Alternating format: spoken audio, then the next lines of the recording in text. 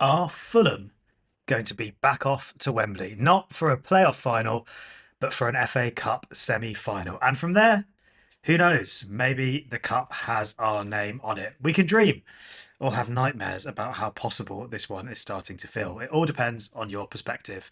But there's no doubt at all that this FA Cup quarter-final at the Cottage feels massive. So it's about time we return to YouTube to look ahead to it.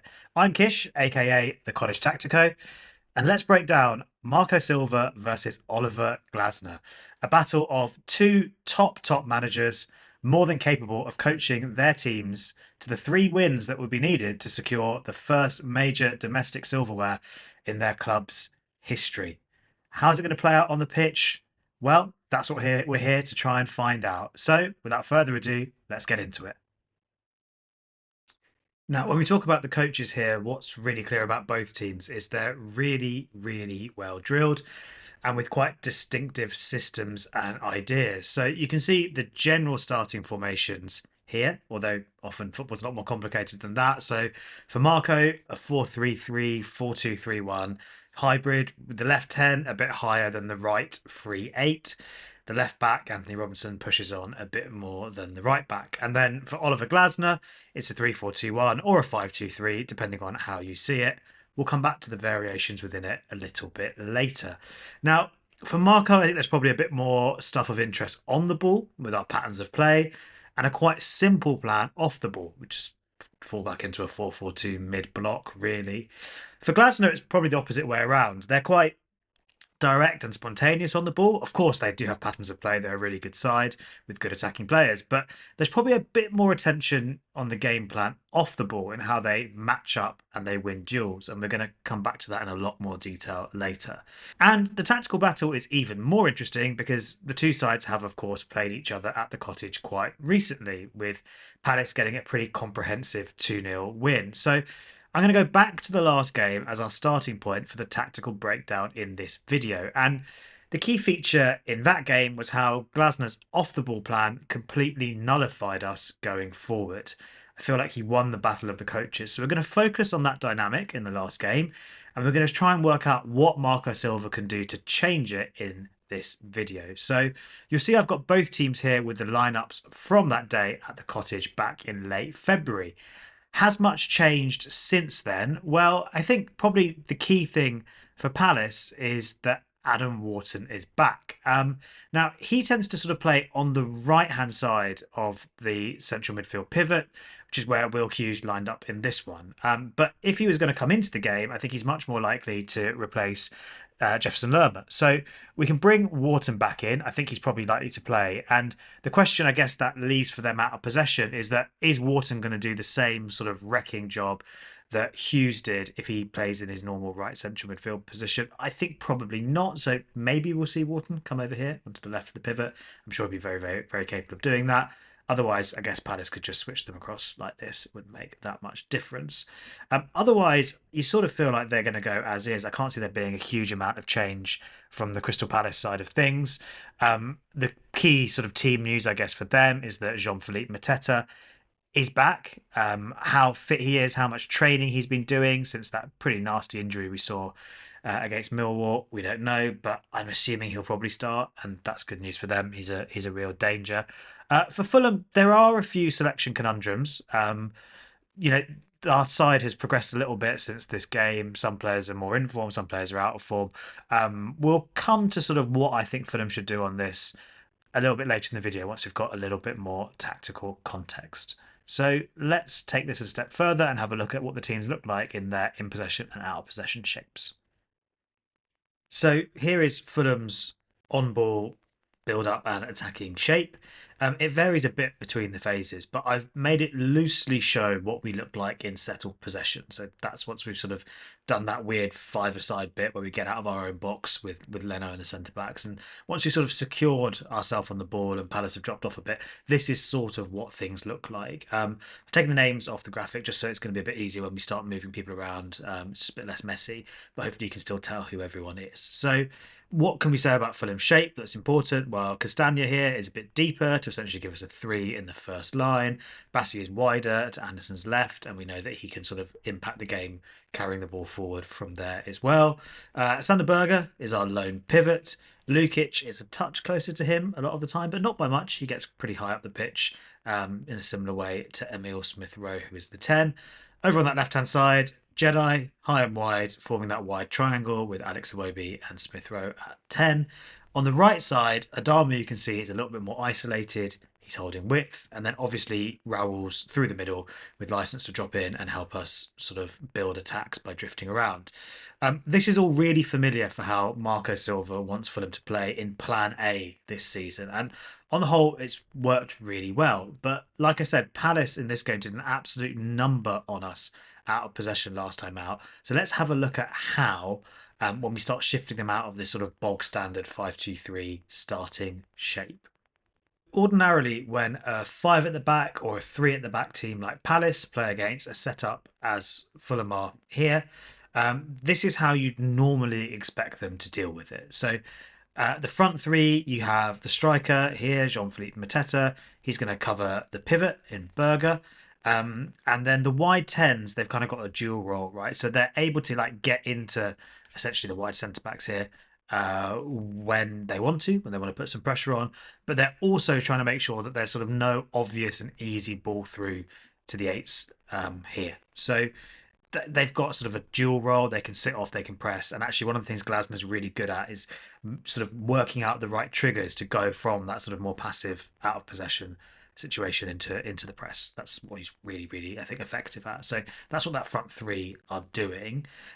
Whilst all that's going on, the wing backs you'd imagine would take the wide threats. So out on the left hand side, Tyrick Mitchell on Adama Traore, really straightforward, really simple. And then on the right hand side, because Jedi is not a winger, he's a fullback and he will drop a little bit. This is where teams have a decision to make, and often what you see is that the right wing back, so Muniz in this case, will sort of make the decision to jump out to Robinson. And he did this a bit in the game that we had, but it's not necessarily the way Glasner went, which I think is really interesting. But traditionally, that's how you'd cover it, right? That guy jumps up. And then what you do is that everyone else kind of shuffles around to make sense of that jump. So that's the flexibility of 5 at the back. You've got numbers to play with and you can rejig. So your right centre back, Richard in this case, will sort of become a situational right back in a back 4 and he'll take the winger. Your centre back still here is picking up the striker. That's fine. And what that leaves you is with a spare man, a +1 at the back.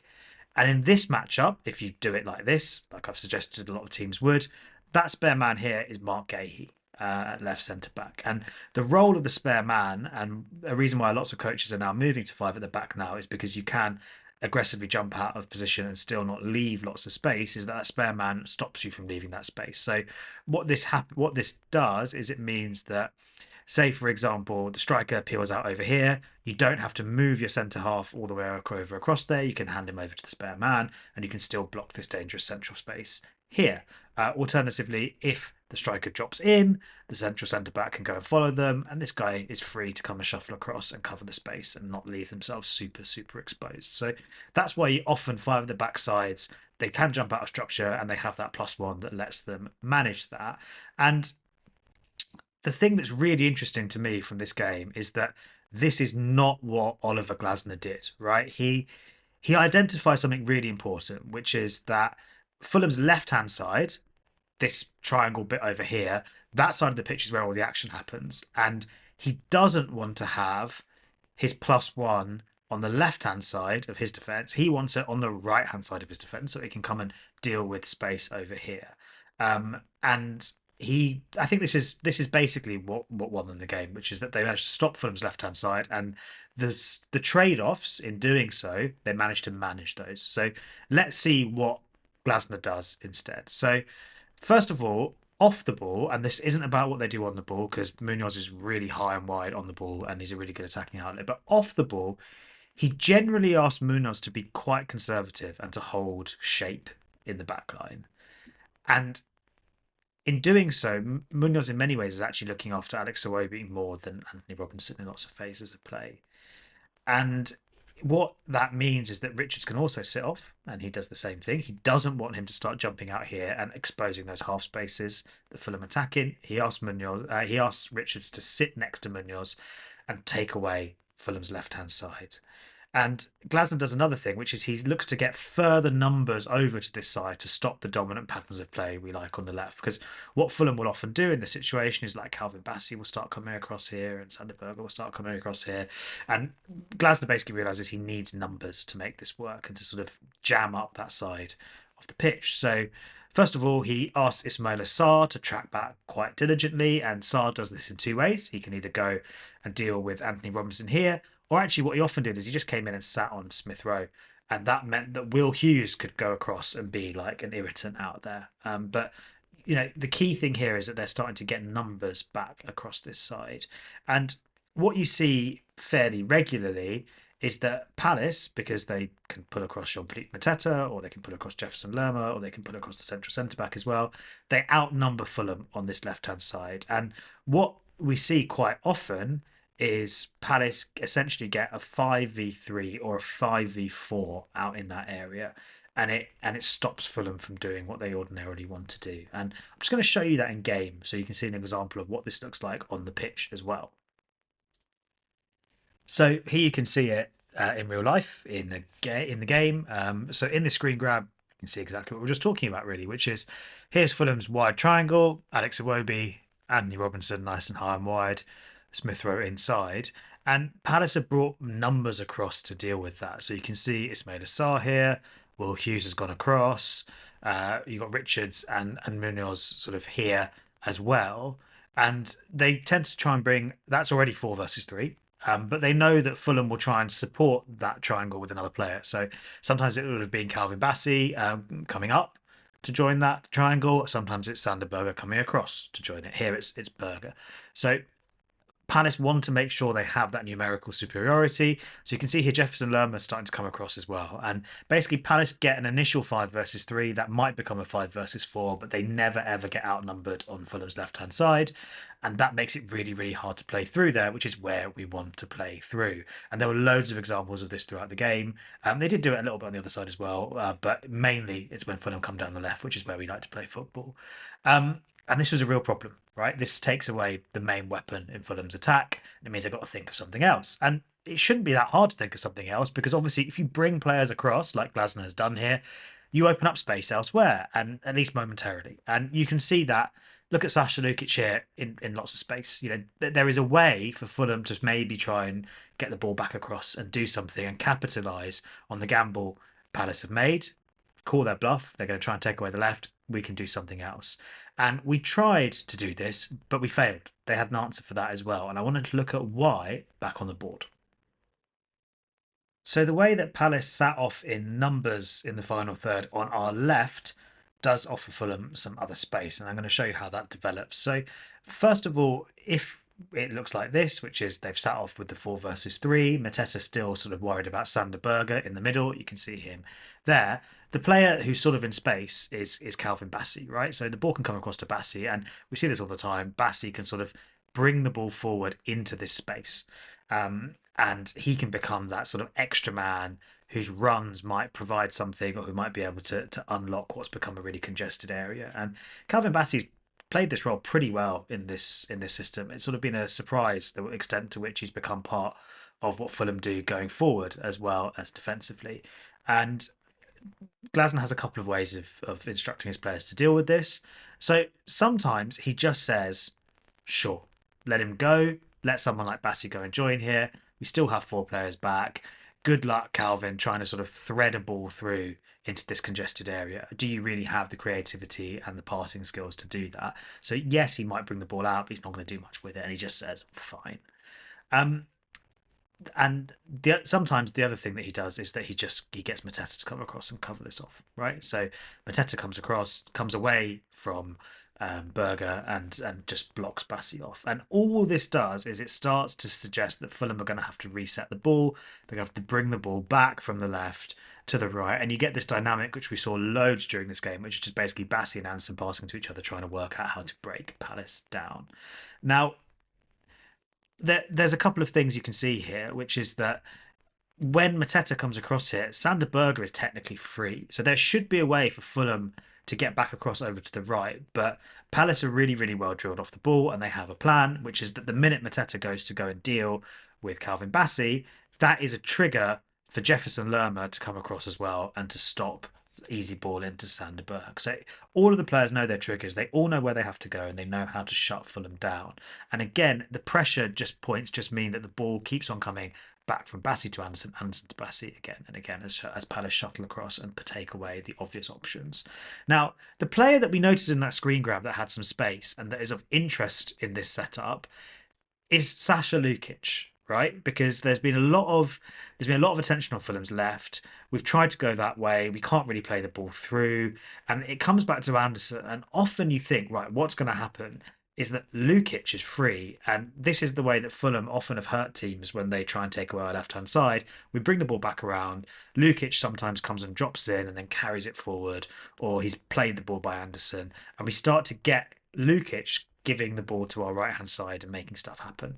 And they had a strong plan to deal with this as well, which I think is probably among the most important things that Glasner did in this game, which we just didn't have an answer to, which is they take the decision, and quite an aggressive decision, to ask Marc Guehi to basically man mark Lukic, or to at least be ready to jump very aggressively onto Lukic, even though he's a centre half. So he decides that Lukic becomes his man, and that is a risk, right? Because you've pulled all those players across, and sure, they're going to start coming shuttling back, and it's not going to look exactly like this, but you have pulled players across to the other side.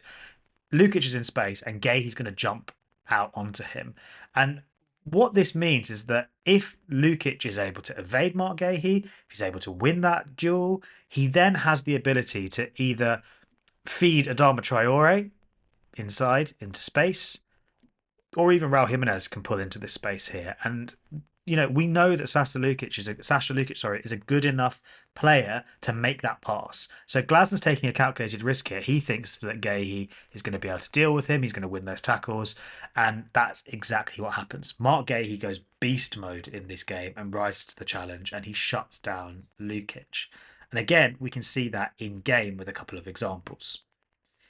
Here it is in game. Obviously, this is with the ball more settled over to the right, so Palace aren't tilted over to the side in loads of space. But you can see Marc Guehi, his main worry is Lukic. He's jumped out of his defensive line. He's playing a more aggressive role, and his worry is Sasha Lukic. And invariably, when the ball comes into him, Guehi was always there. And there you see Marc Guehi jumping up, winning the tackle, stopping any sense of Fulham gaining momentum down the right hand side. And also, the other thing to bear in mind is look how many players there are around him. So if he wins that tackle, Palace have got a good chance of winning that second ball and taking Fulham the other way. Huge, huge part of their game plan. Huge, huge problem for us on the ball. I can show you that in a slightly different way as well. So this chart shows the average position where Palace players made their defensive action, so their tackles, their interceptions, their recoveries, their one-headers in that game. And you can see what we've just been discussing. So the thing that really, really stands out here is just like, look at just how high number 6 Marc Guehi is. I mean, he's basically ahead of the midfield line for most of his defensive interventions. He is really aggressively stopping us at source on the right-hand side, in complete contrast to this sort of left-hand side of our attack, Palace's right-hand side of the defence, just sitting off and clogging stuff up. Richard's really firmly in place, stopping us from getting into the positions that were most dangerous. And like I said, Muniz next to him, even though he was really, really progressive going the other way as well. And by the way, how good is his engine to be defensively here, but then on the attack as high as any of their players? Unbelievable performance from him. But that's the out of possession plan. And we talked a bit about duels, because I think where Palace won those tackles and how many tackles they won was a really big problem for us. They won so many. Like, I actually think it was about 92% of the tackles they went in for, which is pretty bonkers. And it's not just tackles, it's also aerially we were losing battles in that sense. With no cut through, we sometimes resorted to like quite speculative crosses, so from fairly deep or from fairly wide, and that played into Palace's hands as well. Someone like Maxence Lacroix, who replaced Anderson for them this season, he absolutely dominated Raul Jimenez in the air, and then even the likes of Lukic and Adama crashing into the box, while Marc Guehi and and Mitchell were well placed to deal with that as well. So in order to try and finish moves, because we couldn't get a cut through, we just slung balls into the box and they won the headers. And in general, I think both in the air and on the floor, they frankly bullied us, and that bullying had two effects. It disrupted our attack and meant we couldn't do anything. I don't think we had a shot on target in this game. But also, like we said earlier, it helps them launch direct attacks in transition, because we weren't sort of getting shots on target or crossing corners or doing that much. What we actually ended up doing was turning the ball over, either because Palace won it in the air or in the tackle.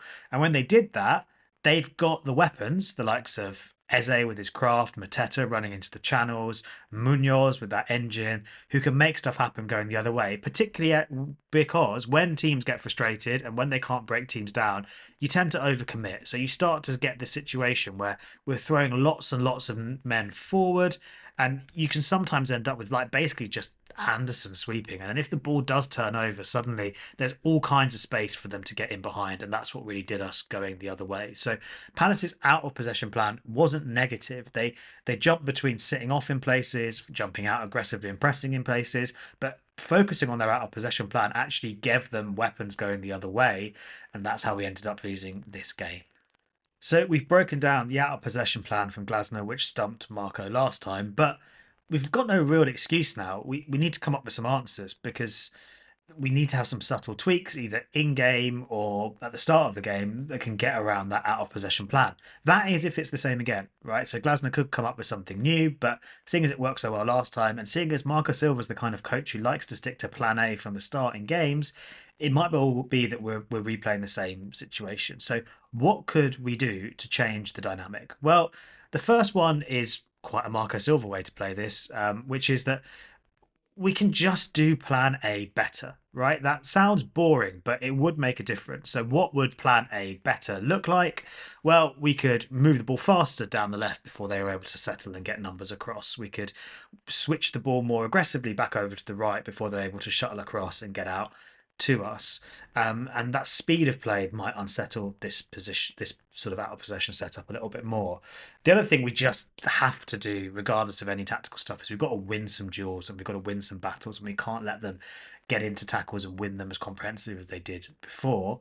And maybe if we did that, someone like Sasha Lukic could get Adama going on the right. We could actually have some sort of isolated attacks down the right that lead to something. I mean, Adama was so good the week before against Nottingham Forest. He never really got going here, and that tends to be his way. He's sort of quite hot and cold. Maybe he has a hot day. Maybe plan A works better and that solves it. But I feel like that would be a bit arrogant to assume we can just do that. Might work, but we're probably going to need to look for more. So what else could we look for? What else could we tweak? A subtle tweak is that we could just change the midfield to give them another question. So this is both a personnel thing and a tactical thing. I'll start with the personnel thing, which is that I just straight away feel that it should be Andreas Pereira in for this game, not Emil Smith Rowe. I think we got out fought, and I think that Palace brought a lot of fire to this game, and I think Andreas has that fire in his belly, and he's probably going to have a bigger impact on this one than the slightly underwhelming Smith Rowe of late. So I think Andreas should come in, but that's not the tweak I'm talking about. The tweak I'm talking about is really simple. I think you might just want to think about switching these midfield players around. And the reason you do that is because I think by switching these midfield players around, Sasha Lukic, like we said, is going to just drop in a little bit more. And in dropping in a little bit more, maybe what we end up doing is tempting that right side of Palace's defence out, and that gives us some wins. So again, I can show you what that looks like in settled possession a little bit more. So ordinarily, our left central midfield player, that 10, is a bit higher, and remember they sat off over on this side, and Lukic plays a bit deeper. If you just switch those over, and I should probably put Andreas in because I think he should be playing this one instead of Smith Rowe. So let's do that. If you switch them over, you sort of slightly change the dynamic, right? Because we talked earlier about it was Guehi who was jumping up onto Lukic. If you bring Lukic over this side and Andreas over this side, Andreas pushes Marc Guehi back and runs beyond him.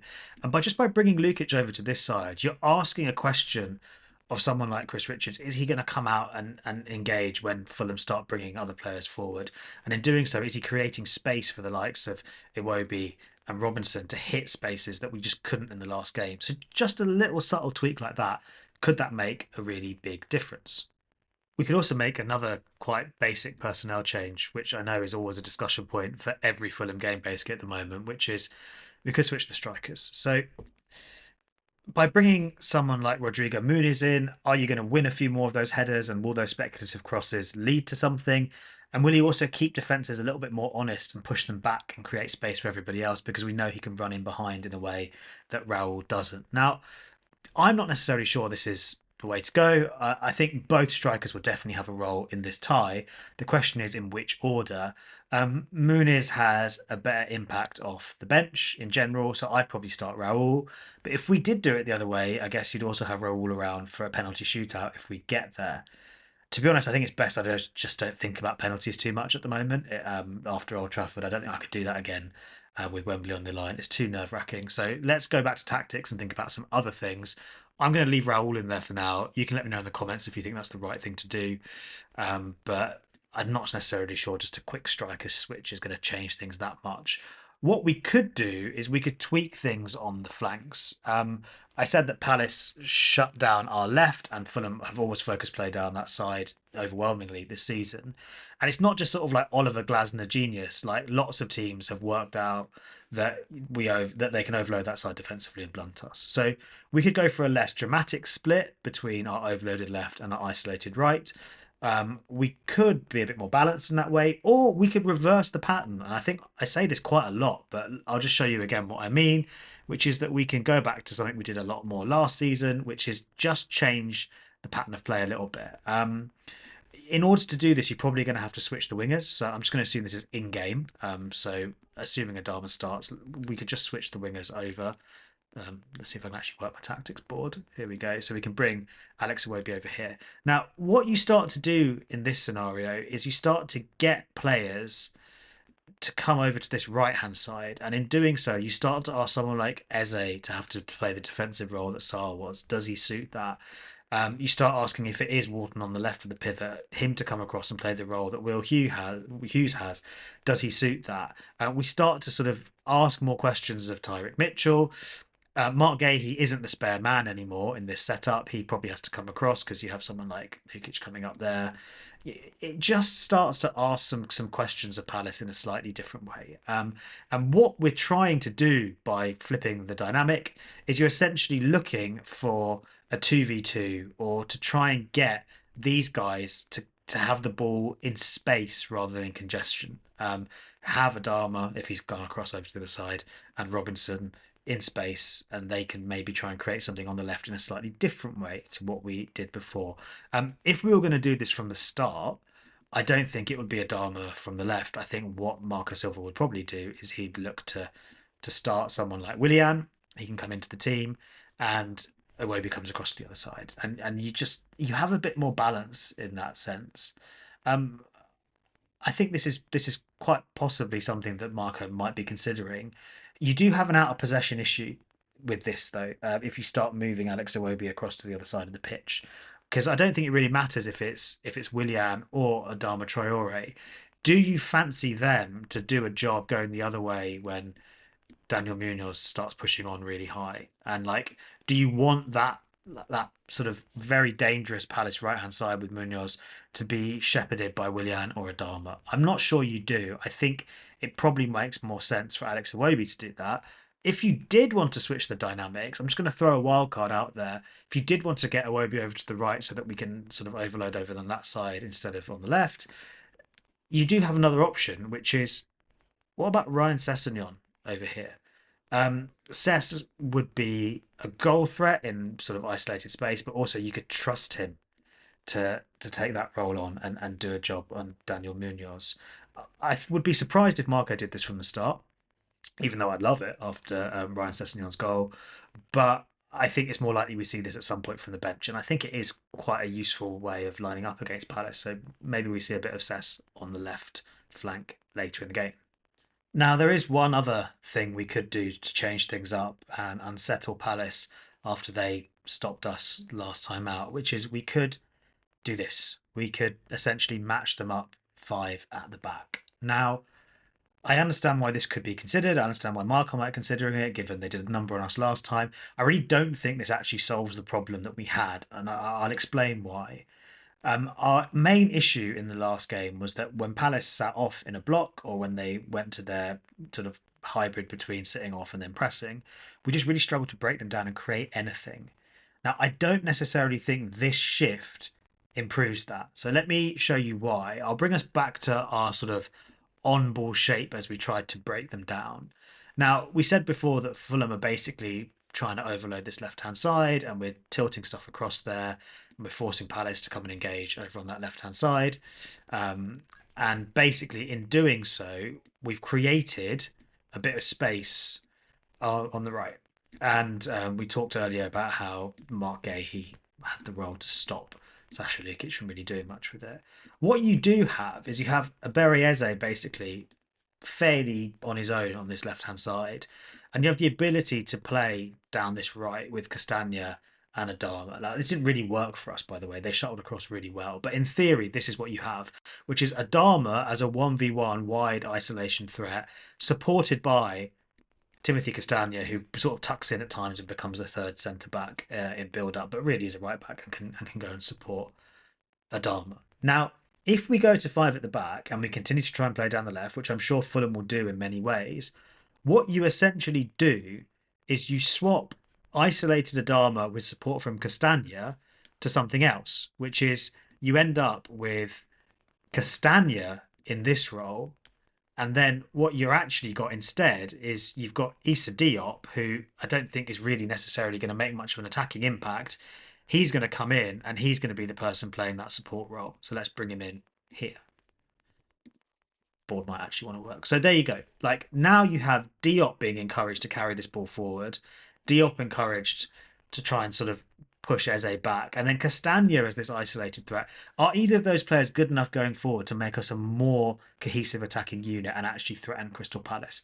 No, not at all. So please don't do this, Marco. I mean, maybe he will do it. He's the genius for a reason, but on paper, I just don't see this being necessarily the thing to do at all. I think we've got good options in the other tweaks. We've got good things we can do in game. There's good things we can do with subs. There's good things we can do with just moving players around, changing our emphases that would unsettle Palace and create much more than a switch to five at the back would. So for me, not the one. And that is basically it from the analysis. It's what went wrong last time. What could we do to fix it? I really hope we fix it. I said on the Fulham Focus podcast earlier this week that I'm really nervous about this one. I think all Fulham fans really want this. I think it'll be a magical end to the season if we can get to Wembley and see what happens from there. There's no doubt in my mind, looking back on it and looking at the data and the screen grabs and the board and the rest of it, Glasner won this tactical battle last time. I'm sure there'll be a response. I wonder if it will include anything that we've talked about. I'd be interested to see. But beyond all the tactical stuff, being up for it physically from the start may be as important as the tactics. We need to win some tackles. We need to not get steamrolled early. And look, Palace were in pretty formidable form going into the break, but maybe with both teams' momentum interrupted by the international break, it's going to be so hard to know what you're going to get, particularly with an early kickoff. Maybe for once, that disruption to momentum will be good for Fulham, and Palace won't be as on it and drilled as they were in the last game. Let me know what you think about this video in the comments.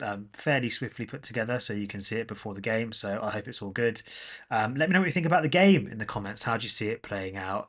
Do like and subscribe if you like seeing Cottage Tactico content on YouTube. And most importantly, try and enjoy the game. Look, one of these two managers is going to take their team to Wembley and put them within 2 games of potentially winning the FA Cup. What an incredible opportunity for both clubs. I think it's going to be a really, really fun one at the Cottage. Nervy, stressful, but massive. Enjoy it, and come on, you Whites.